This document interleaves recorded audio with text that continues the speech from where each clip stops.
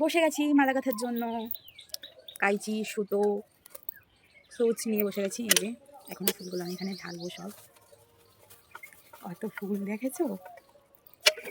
এই ফুলগুলো দিয়ে আমি এখন মালা গাঁথবো আমার ঠাকুরের জন্য।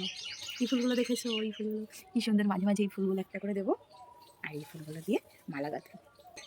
তো আমি মালাটা গেঁথে নিই, তারপরে তোমাদের সাথে দেখা হচ্ছে।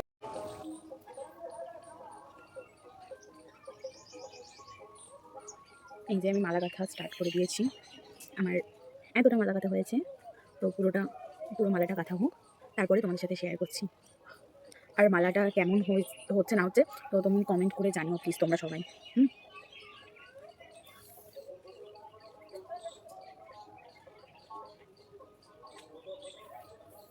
আমার মালা গাঁথা কমপ্লিট, তোমাদেরকে দেখাচ্ছি। এটা হচ্ছে আমার সব থেকে বড় মালা। কেমন হচ্ছে অবশ্যই কমেন্টে জানিও।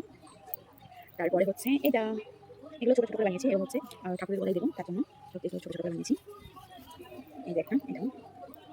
আর এখানে এই ফুলগুলো বেঁচে গেছে, এগুলো ঠাকুরকে দেবো। তো আমার ভিডিওটা এখানেই শেষ। তো ভালো লাগলে লাইক কমেন্ট শেয়ার করো। টাটা সবাইকে।